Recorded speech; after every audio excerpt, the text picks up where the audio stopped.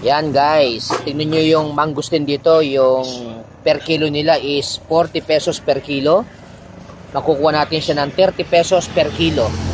Yan. So, napakamura ng mangustin dito sa Claveria ng Misamis Oriental. Siya. Magkano yung kilo ng ano mo? Rambutan? 30 lang po. 30 din yan. Pareho sa mangustin, ano? Yan. So, diba? Grabe, oh.